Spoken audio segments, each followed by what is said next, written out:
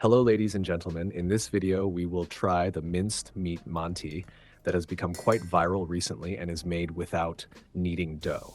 Honestly, I'm trying it for the first time as well, so this video will not only be a recipe, but also a real test. It will give a clear idea for those who want to try it. I will show everything in detail, and at the end, I will clearly say, is it worth making or not? Now, first we start by preparing the filling. I will use ground beef. I especially chose lean meat because in recipes like this, too much fat can both overpower the flavor and make it harder to control during cooking. I carefully remove the tough connective tissues because we do not want hard pieces left in the mouth. I am using about 2 handfuls of beef. This amount will be enough for a nice full plate that can easily satisfy an average family. Of course, you can increase this amount depending on the number of people. I had the meat ground 3 times in the machine. I used the medium hole attachment, so it is neither too fine nor too coarse. This is the ideal texture for manty filling. If you grind it too fine, it becomes like a paste. If it is too thick, the filling will not have the smooth texture we want. As you can see, our ground meat is ready. Now let's move on to the onion. I tried blending 2 onions, but they did not become as fine as I wanted.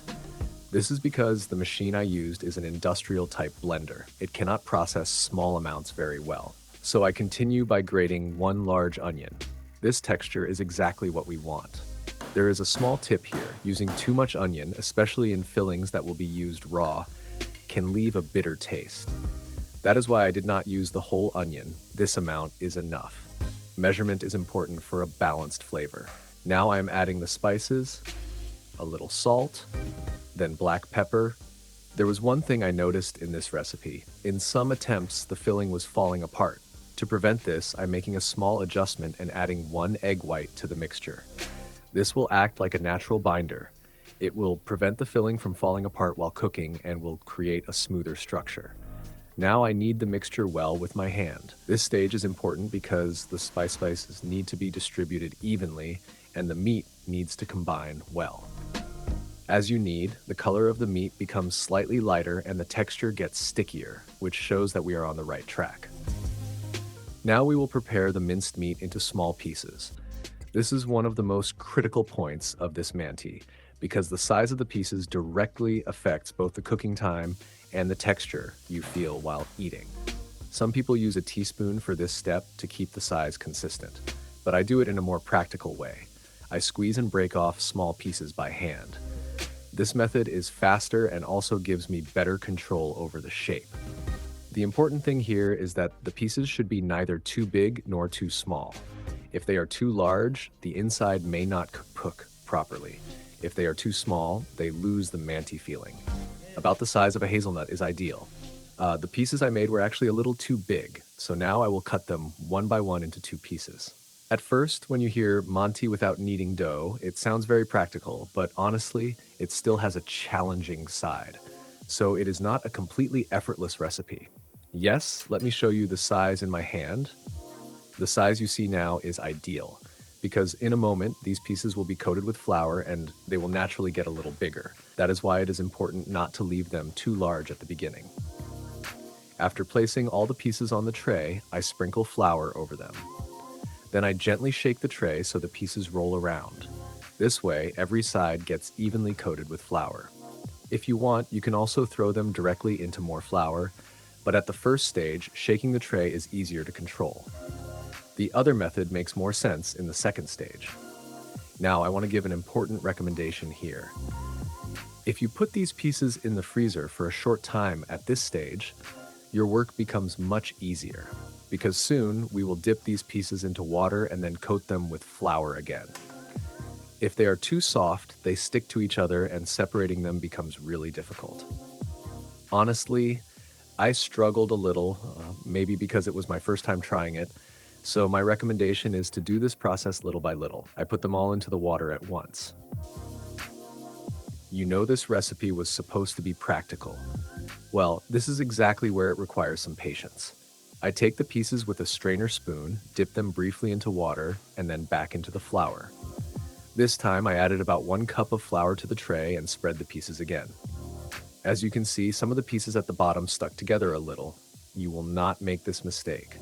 I separated them all in the end, but I had to work harder than necessary. The best way is to put the pieces into the water little by little and then back into the flour. This way, you stay in control and the result turns out much better. By the way, if you're enjoying the video, I would like to ask for a small support. Do not forget to like the video and subscribe to the channel. Your support is very important for more recipes like this where we test whether these viral recipes really work or not. On this channel, there are not only classic recipes, but I also try viral recipes like this. So we test whether the things we see on the internet really work exactly as they are. If you enjoy this kind of content, make sure to check out the other videos as well. I am sure you will find different recipes that will interest you. Now let's do the third stage, as I mentioned. We move forward little by little in a controlled way. We first dip the floured manty pieces briefly into water, then back into the flour. It is important to do this patiently and piece by piece. If you do everything at once, it becomes harder to control, and they may stick together. If you continue this way, the result will be much better. Now we can move on to the cooking stage. For cooking, I will use an aluminum pot. I especially prefer it to have a thin base because it heats up quickly and boils the water much faster. Strong boiling is important for dough-based recipes like this, so choosing the right pot is a small but effective detail. I add the water to the pot and let it come to a boil. I add about half a spoon of salt. When the water starts boiling strongly, I add the manty. I gently stir with a wooden spoon. At this stage, be careful not to stir too hard because the manty is still delicate. Then I slightly increase the heat. I cook it for about 10 minutes.